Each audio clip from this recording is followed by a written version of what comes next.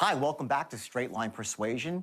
Let's move on to Module 2 now, which is the art of prospecting. And this is more of an introduction to the art of prospecting. We'll get into much greater detail later. Here we're going to lay the foundation for what it really means to prospect effectively and elegantly. See, this is one skill that really escapes or that people ignore, much to their own chagrin and their detriment, because what happens is if you don't prospect effectively, that doesn't mean just finding people who are interested, but even more importantly, weeding out the people who are not interested or who don't qualify for whatever it is you're offering. See, if you end up not prospecting effectively, number one, you're going to be desperate for people to speak to, so you'll have this sort of uncertainty in your tone, knowing that each person matters so much.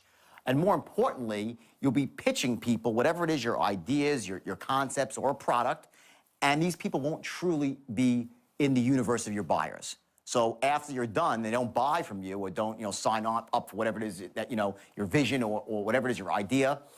You'll start saying, geez, do I sound bad? Am I doing something wrong? When in fact, you're doing nothing wrong. You simply are talking to people who you shouldn't be talking to. So I want you to learn those lessons very carefully here. Focus on it, write the notes in your action book here to make sure that you really get this one, because this is going to set you up to have a much easier time of it down the road. Now, we're going to cover a couple of other things in this module, too, some very important foundational aspects. One thing you'll see is something called an action threshold. And what that is, it's the point when someone actually says, yes, I'll do it. How do you get someone to that action threshold where they take a buying action? And you're going to learn the key elements that you have to accomplish to get them to the action threshold. You're going to learn the three things that you have to portray yourself through tonality and body language, not so much your words, but your tonality, how you say the words. You're going to learn how to capture someone's attention and imagination virtually instantly, sometimes less than 1/24th of a second, and at the most, 4 seconds. You'll also learn some other key things about what holds people back from buying, what promotes people to buy. And again, it's at an introductory level, but I want to give you the basic building blocks here. So when we discuss it down the road here in Module 4 and 5 and 6, you're going to say, oh my God, I get it, and you'll start being able to connect all the dots. So I want you to go at this module, play full out with it, and remember, now you're learning a system. And the key with a system is that it allows you with a predictable set of actions to get basically the same result every single time. I see people without a system, they're like hamsters on a spinning wheel. They run and they run and they run and don't get anywhere fast. So if you haven't had success persuading before or selling or influencing, it's probably because you just didn't have a system. This is the most powerful and most effective system for persuading people that was ever invented. And, it wasn't just my work, just so you know. I had the straight line persuasion, which was my initial core, but I went through my own period where I literally went out and read every book, bought every DVD, listened to every single tape, and I really gleaned from the best and brightest minds in sales and influence, and I adopted that as part of my system, because that's what people do. They want to be successful, you model. So I want you to use my system here as your ultimate resource guide when you're looking to influence, and take this art of prospecting to heart. Because believe me, if you get this part right, everything else is going to seem very easy. So enjoy the module, take notes in your action book, and I'll see you soon.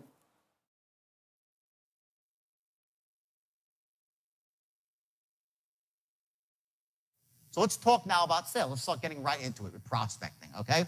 This is the first step to it. The first thing you have to realize when you're a prospector, okay, you're not trying to turn crap into gold.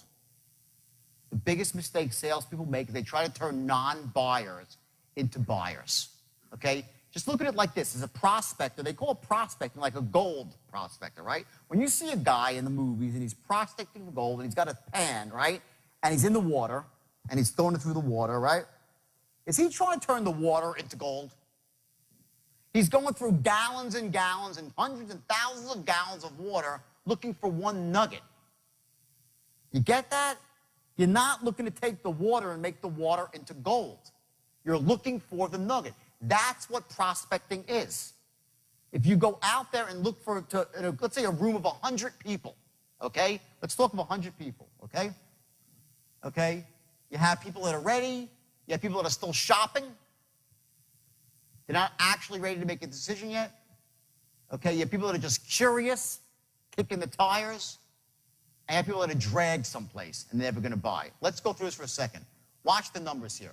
In any given room, okay, you're going to have, let's say, 30 people of 100. 30 people who are ready to buy.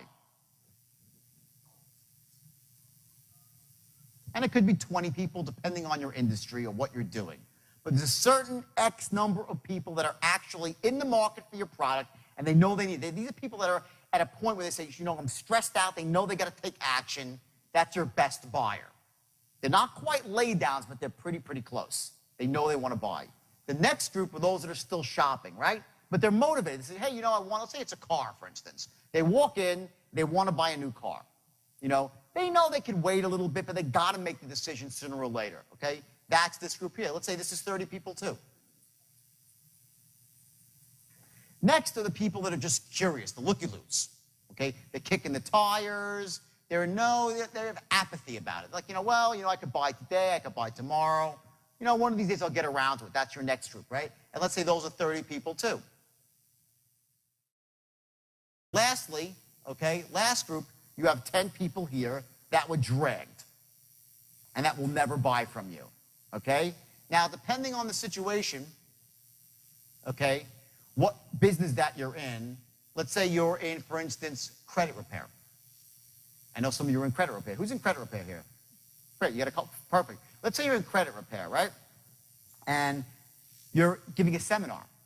And you're in a seminar room and you're trying to get 50 people in a room, and you're trying to figure out, who are the buyers in the room. In any given room like that, you're going to find 10 people that will never buy.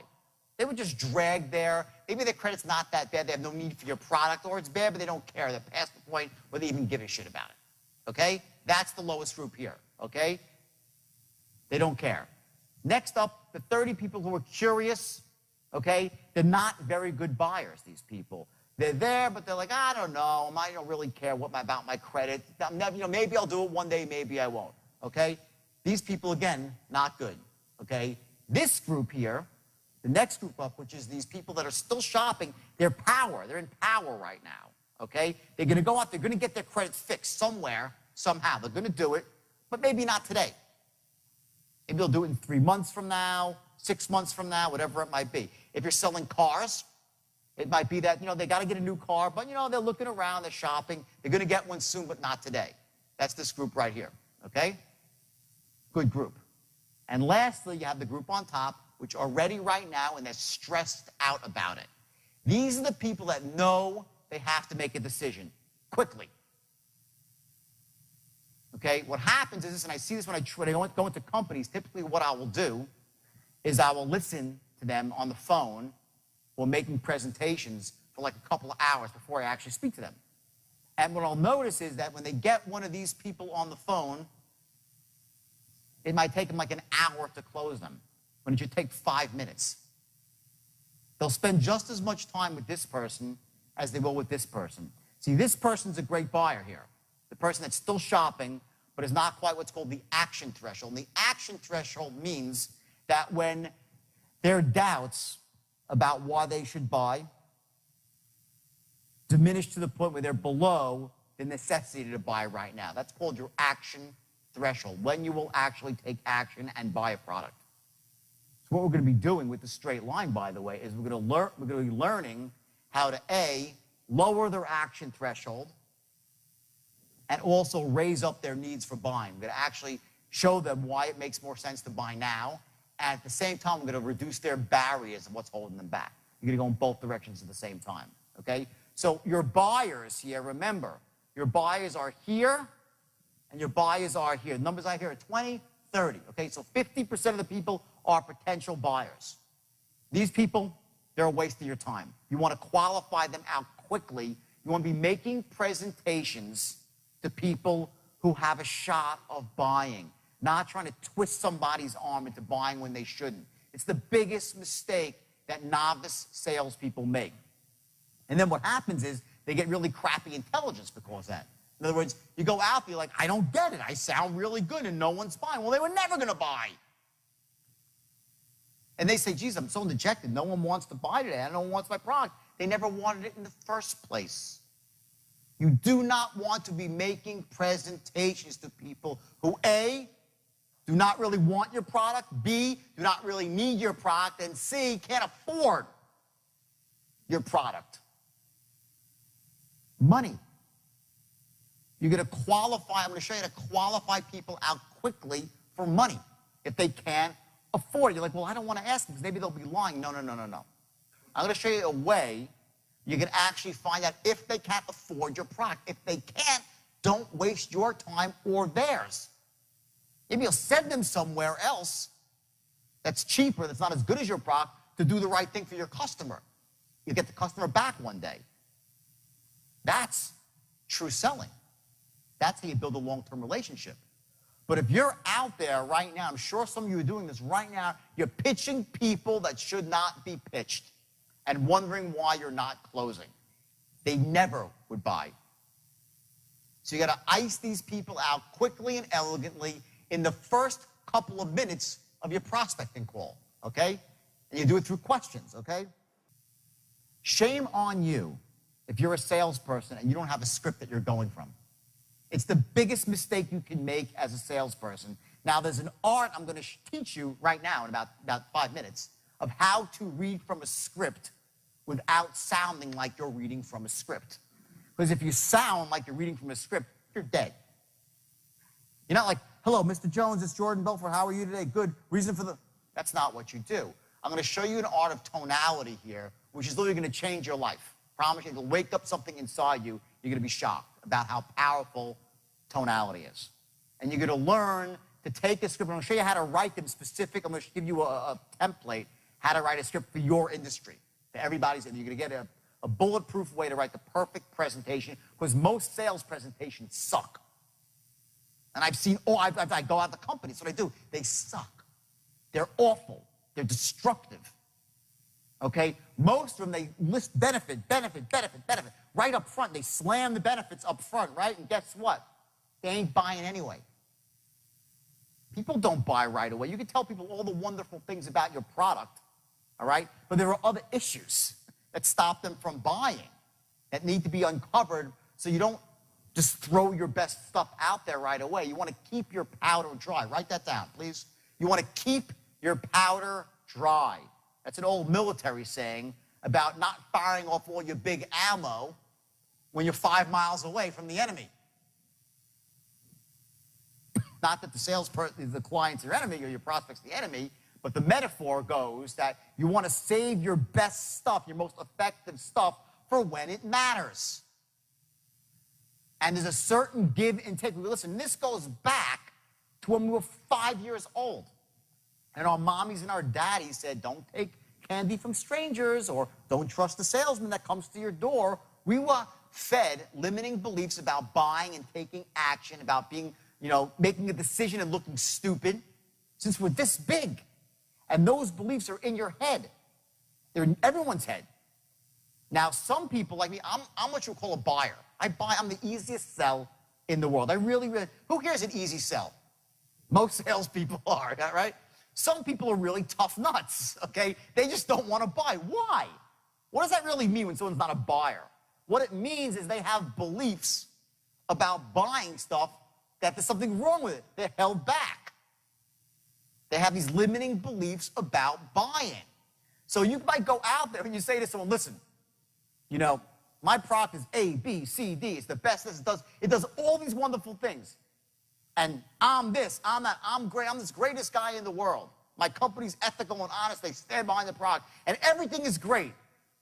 And they still don't buy. You're like, what the hell happened? I made the greatest presentation of my life. They love my product. Who's ever had this where you know that they liked you? Raise your hand if you've ever had a situation, right? Where you've had everyone, if you're not raising your hand, you're lying, okay? You've all had this, okay? Where you've made the greatest presentation. You knew they needed your product. They loved you. You had great rapport. And they still didn't buy. What is that about? Why are they not buying? Guess what? It's beliefs that they have. And those people are your best customers because they won't buy from anybody else once you crack through them. And the straight line, what the straight line shows you is how to get through those people like that. Okay? Through language patterns that go after people's beliefs. Because what happens is this. I talked about action threshold, right? Someone's action threshold, right? This is perhaps the most important concept when it comes to influencing people. The action threshold, what it is, it's this unconscious unconscious set point that somebody has to taking action. At one point, they get motivated to take action. Human beings are not random creatures. We don't do things by accident. We do things for a reason. We always have positive intent with what we do. Now, that doesn't mean that we always do things that really empower us. Sometimes we make stupid, lousy decisions. But inside, we did it because we thought it was in our best interest. The action threshold represents this. It's the sum of all the pluses. He thinks the good things that will happen if he makes a decision to do something. The negative things, logically, that will happen if he makes a decision. So he'll buy something and say, well, it's too expensive, it'll cost me money, all this sort of stuff, right? These are the negatives that hold somebody back. Maybe the company won't stand behind their guarantee. What happens if I have problems? I don't know. Maybe my wife will get pissed. All these sort of things that hold people back before they take action. And then lastly, you have limiting buying beliefs. And this, I have the worst handwriting in the world, by the way, so just excuse me, okay? Almost barely legible, okay? So you have limiting buying beliefs. And what these are the voices in our head that just say, don't buy. For whatever reason, because of bad experiences we've had, we've been burnt before. See, human beings were always looking for patterns, right? When I walked through the door today, this door, I'd never been through this door before. But when I walked up to this door, I didn't say, now let me see. There's 2 slabs of wood. Looks like a door. I think it must be a door. I wonder what's on the other side. I hope I'm not going to walk off a cliff. Right? Sounds silly. But here's what happens. My brain, your brain, generalizes and creates patterns in the world. So I walked into it and said, it looks like a door. It must be a door, so I know it's safe on the other side of the door, and I walked through. If you don't think that every time that you're talking to someone and presenting them with an idea, they're doing exactly that, you're kidding yourself. You're kidding yourself. Every time you're trying to close someone, they're running that equation. They just don't realize it. They're running movies out. They're running videos in their head. Here's what happens if I make the decision to say yes, and here's what happens if I don't. Which one causes more pain? Which one gives me more pleasure? That's what's the heart of selling, is to get someone to a point so when they say yes, what's happened is, imagine a scale, right? You have a fulcrum in the middle, right? This is a scale, the worst artist in the world. This is your scale right here, okay? All the pluses are over here, all the minuses are over here, okay? And then what you have is the invisible force, which are the beliefs about buying. Now, if the person has lots of limiting beliefs about buying, this side of the scale, the negative side, this is the negative side here, is going to be a lot heavier. It's going to go down, okay? If the person has really generally good beliefs about buying, like I do, and some of you do, they're easy to close because all it takes is a little bit and the scale drops. When you're going through the straight line from open to close, what you're doing is this. It's very, very simple. As you're moving towards one, you're knocking out negatives, building up positives, and changing their beliefs about buying, all at the same time without them even knowing it. But only, please again, only do this ethically. Okay, do not do this unethically. Okay, because I know that can sound like, oh, ooh, it's very, and it's sneaky and subversive if you do it the wrong way. But if you do that with people and they really ought to be buying, are you doing them a service, yes or no? Yes, you are. So if you run this pattern, a straight line pattern on somebody with any product at all, and what you've done is you've built up all the positive, you wiped out their negatives, they've admitted to themselves, they've said it to you, yeah, it's the greatest thing in the world, oh my God, there's no reason to buy, yes, I love you, I trust your company, and you've done all this stuff, and they've actually admitted to themselves, you get them to admit it themselves. Why wouldn't they buy? They're in a box. And what happens, then you run certain tonal patterns, and they close, and they start buying. You will close with a straight line anybody who is closable. You will close anybody who is closable. That is your goal, not 1% less with a straight line to close any human being that can be closed. And I urge you again, one more time I'll say it, do never close somebody who shouldn't be closed. Only do with people that need and that can be benefited by your product. then you can run this pattern on them. Okay? Then you're doing them a service. And afterwards, they'll say, thank you, thank you, thank you. You'll get massive referrals from these people once you run this pattern. And you're only going to do it to empower people. Okay? Now, next slide here. Okay, the funnel. This is a great thing. I actually stole this from somebody else. I'll tell you, his name's Warren. I'm going to give him credit. His name's Warren Gresham. And I love this thing. I rented all these tapes. I wanted to see what everybody in the world was saying about selling. Because, lots of people have great ideas. I have my own theory on it. I want to know what everybody else was saying. And he came up with this thing, which, of course, is very simple. And we all know this. It's not genius or anything, but it's very powerful. I want to just click through the whole thing and show you exactly what this is. This is your sales funnel, okay? Now, here's the concept, and it's really powerful, okay? It's about working backwards to how much money you want to make, okay? Let's say you want to make $200,000 a year, and that's your goal, to make 200 grand, okay? And your average commission, your end, after you split it with the company, is $2,000, right? So if you say to a new salesperson, you're a manager trying to motivate a new salesperson, right? Set your goal, you got to just go out and make how do you get, I got to make a lot of dials. I got to make a lot, right? What you want to do is take that a lot and actually break it down into a very specific formula that they have and that you have. So if you're a salesperson, you want to get this, you want to get your a lot number. What's a lot for you? I got to make a lot of dials. I got to make a lot of cold calls. Well, what's that number? Here's how you find that number, and it's very, very simple, and it's powerful, because once you have this formula and you're not doing well and you have a slump, you can dissect it and see exactly what you're doing wrong. So let's go through this real quick. Your average sale commission, 2 grand, okay? If you want to make 200,000 a year, you'd have to make how many sales a week? 2, right? That's 4,000 a week, 200 grand a year. We're rounding it off, okay?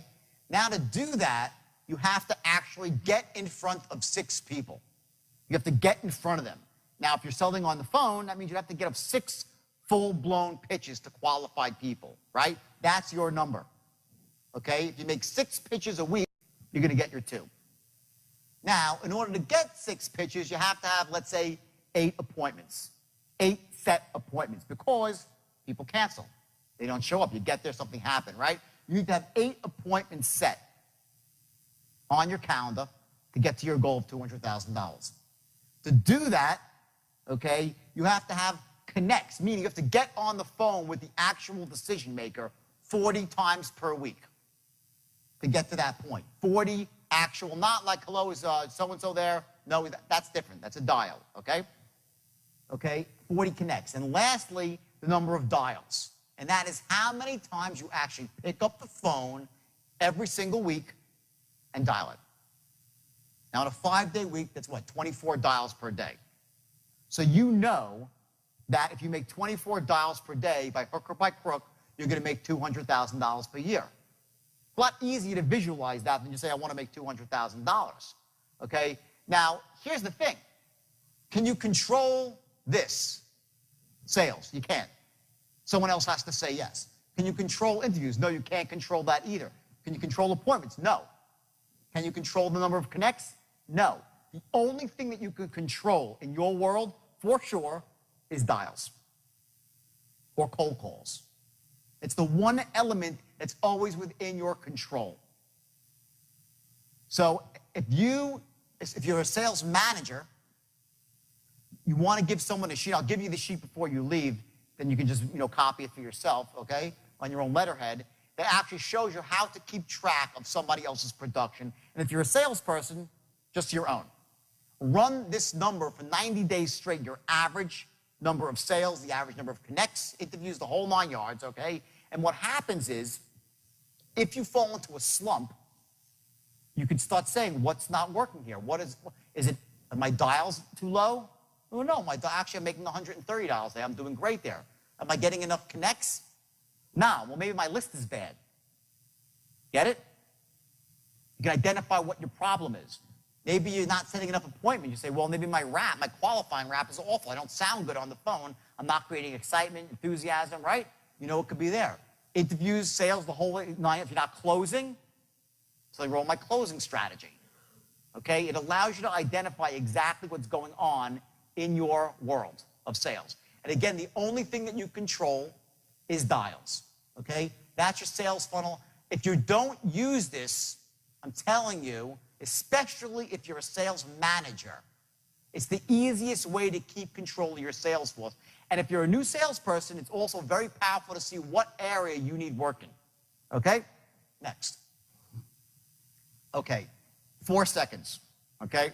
When you're speaking to somebody on the phone, you have 4 seconds, no more than 4 seconds to establish 3 things. And here's what they are. Number 1, that you're enthusiastic as hell. That's number 1. That has to come through instantly from the second they speak to you. Write that down, everybody. Enthusiastic as hell.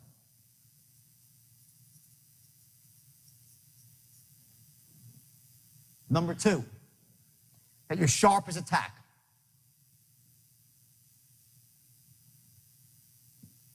You have 4 seconds. If you don't do this in 4 seconds, you're heavily behind the 8 ball. And number 3,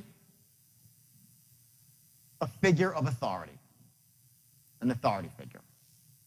These 3 things must be accomplished in the first 4 seconds someone speaks to you. And what it all rolls up to is one simple fact. You're a person who can help them achieve your goals. That's it. Unless you've done that in 4 seconds, you're seriously behind the 8 ball. Seriously behind the 8 ball. And ultimately, what that really translates to even one step further is that you are a person that can help them take control of their lives. They can take control of their lives. People have a desire to gain control. When they're feeling out of control, they act. It's part of what your action threshold is all about. It's a point to get back in control of your life. When someone has credit that's screwed up, do they feel in control or out of control? Out of control, right? When somebody wants to buy a new car because their old car's a piece of crap and they drive down the street and people are looking at them, do they feel in control or out of control?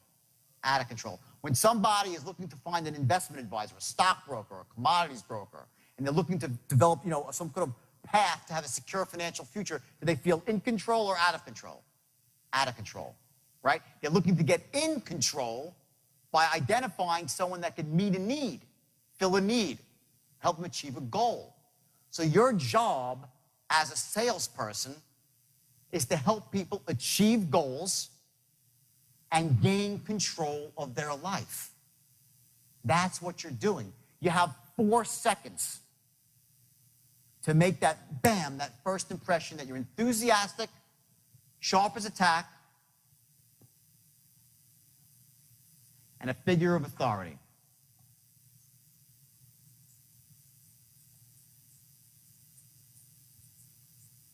A figure of authority. If in 15 or 20 seconds you don't have those 3 things, you're done. You should hang up the phone and move forward. Seriously. Okay, now the question is, how do you do that? Well, it's really, really simple on the phone and even more simple in person. In fact, in person, you have 1/24th of a second before you've been judged. 1/24th of a second and you've been judged by the way you look, by the way you carry yourself. It's called wrapping your package. I went to a seminar with some guy who's wacky, okay? And some of you know him. The guy's a maniac, but he's a great salesperson. And as much as wacky as the guy was, he taught me some really valuable things about the way you dress and becoming a figure of authority and certain about branding yourself. And I'll share that stuff with you a little bit later, okay? But in person, and this is, I've researched this, you have 1/24th of a second before someone has judged you. You've been dissected, you've been assessed, you've been reassessed, you've been packaged, you've been compartmentalized. They put you in a cubbyhole and you're fighting your way out from that point. So either you're here, and you're doing great, now you're gonna just screw it up, or you're at the bottom and you gotta claw your way out of a box. Okay? That's in person. Now, when you're on the phone, okay, do they see you? Can they see who you are when you're on the phone? Yes or no? bingo. See, I know I'm in a room with salespeople. I know if you say you're damn straight, they can see who you are. They know exactly. They got a mental image of you, whether it's accurate or inaccurate. Everybody thinks in pictures. And you have a couple of, in 4 seconds flat, they've made a mental picture of you. Let me tell you a funny story. I had to get a visa for Australia when I was going to Australia. So I asked my girlfriend, we lived together very close, we're gonna get married, and I asked her to get me, go find one of these services that gets visas, right? She's like, okay, whatever, right? So she goes out and she does that, and she finds some company in Chicago somewhere, right? So,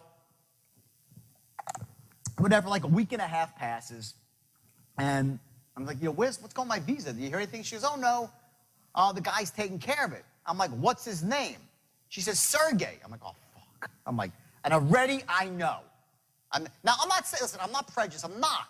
I'm just telling you this for the benefit of selling, okay? I heard his name was Sergey. I'm like, he's a foreigner. I don't like it already, okay? He doesn't speak my language. He's behind the 8 ball. There's something wrong. Now, I don't know. I know that's not the way it's supposed to be, and it's not, like, really nice. But this is about making money. It's about being effective, okay? I'm just telling you that the instant I heard his name, I was turned off. Then I'm like, all right, so now Sergey already has an uphill battle with me as his customer, right? So then I said, all right, let me call this Sergey, okay? So I'm just like, I just know, I know, all right? So I pick up the phone, I have a sinking feeling in my stomach about my visa, I dial the number, and I hear, hello? Done. Done. I'm like, he's a goddamn Russian. He's got a beard and a goatee. I could see he's got greasy black hair pulled back, okay? He's got speeds of sweat going down his thing. He's behind a cheap wooden desk in a hole somewhere. I had the whole picture. Now, am I right? Is that who he was or who he wasn't? I don't really know, okay? And I feel bad that my programming, since I was that big, and I come from a really good family where no one's prejudiced. I'm not prejudiced at all. At all. And I despise people who are prejudiced. But that being said, instantly, before I could even figure out why I felt a certain way, I was done with Sergey. Okay, and of course it turned out to be right, because Sergey started rambling inanely about something. I was like, you know what, bing, I hung up on Sergey, and that was it. Okay, I gave him his $100 application fee. I never heard from the guy again, because in the first second of the call, he didn't sound like what? Sharp as a tack, enthusiastic as hell, and a figure of authority. I knew it in a second. The moment they hear your voice, if you haven't accomplished these 3 things, I'm telling you, you're wasting your time. Shame on you. Okay? They make a picture of you, they've assessed you, they've cubbyholed you. They either A, that you're a figure of authority, that you're sharp as a tack, enthusiastic as hell. Boom. You're in. Now it's like, ooh, this person can help me achieve my goal. Let me listen. Now, does that mean you're going to close the sale? No. But you've prepared yourself to close the sale. You've moved towards the line. Now, remember, right? Here's the line. I'll draw it up here so you can still have this piece of paper. Here's your straight line. Here's the promised land. Here's your open, right? You pick up the phone and you qualify, right? Develop rapport, right? As you're qualifying. So if this is your boundaries here of where you let the sale go, on the bottom, on the top, right? The first 4 seconds, you're right here, okay? In those 4 seconds, you need to be establishing that you're sharp as a tack, enthusiastic as hell, and a figure of authority. In those first 4 seconds, the first pop that comes out of your mouth, and you say, hey, John, it's Jordan Belfort. How you doing today? Right from there, you got to establish those 3 things, and you're going to do it with tonality. I'm going to show you in one paragraph through tonal patterns how you can say things that you never thought you were saying. Here's what happens. As I'm speaking to you, you're like, You are running an unconscious dialogue against my words. You hear what I say, and you're narrating my words. This is what you're doing right now as I speak to you. You're listening to what I say. You're either agreeing, disagreeing, hopefully agreeing, because most of this stuff is just basic truth. It's simple stuff. Right? And you're also narrating in your mind, making it, and the voice is going on and on and on. You're making connections about the things that I'm saying, okay? What you need to learn to do is through tonal patterns to control somebody else's internal dialogue. so that they're thinking exactly what you want them to be thinking without you having to say a lot of words. Now, what's the most important thing in sales, really? Trust. If they don't trust you, they'll never buy from you. True or false? They got to trust you, okay? Now, you can't say to a salesman, to a prospect, trust me, please, just trust me. Just trust me. They'll say, what the hell is this guy talking about? Okay? That's what a cheap, uneducated, subpar salesmen do. They try to sell with just simply emotion and hype. And they're like, just trust me, sir. Just trust me. The stock is going up. Or just trust me. I'll fix your credit. Just trust me. Sign up for this subscription. It'll be just trust me. And we know better. And what happens is all those limiting buying beliefs, whoop, the antenna goes up and they rise up.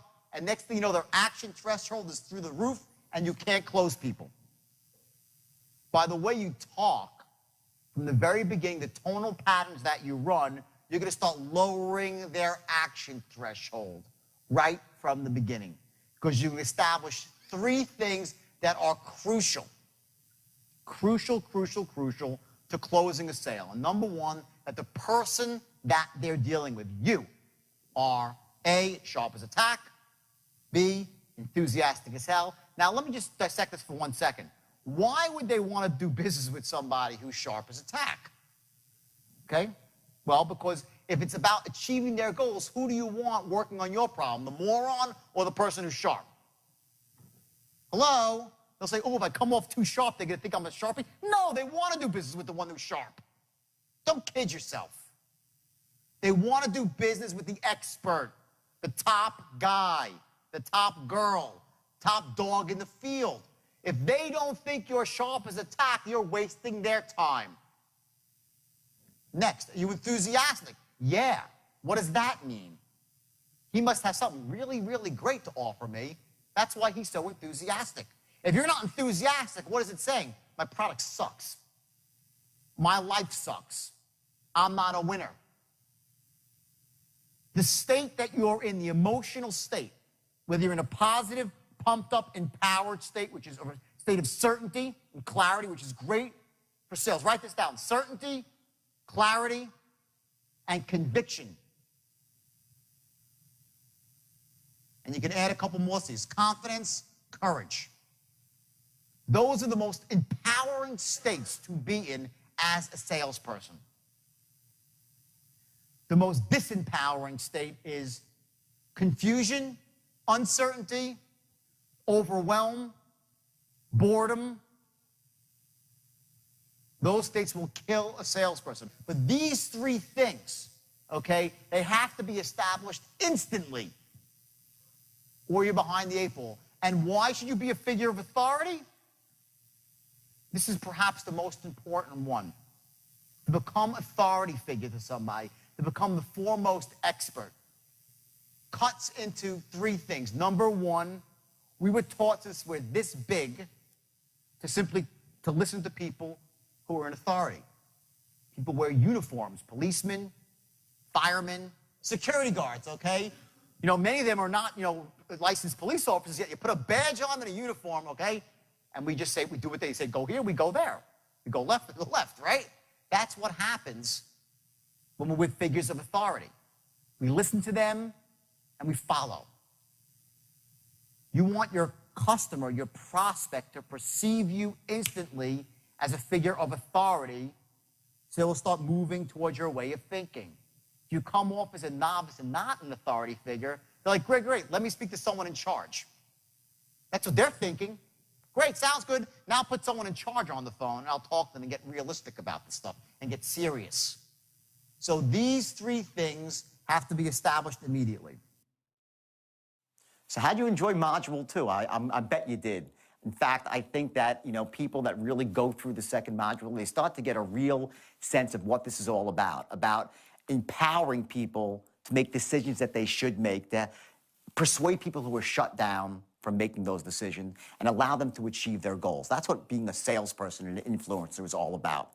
And I think you saw here some very powerful things here in terms of your tonality and how you capture someone's attention very, very quickly. Remember, you need to be enthusiastic, and not because you're some crazy person, screaming, yelling from the rooftops, but because most people do not have that state of certainty, that state of clarity. And when you come in and sound enthusiastic and upbeat, you sort of wake up the force in them to listen further.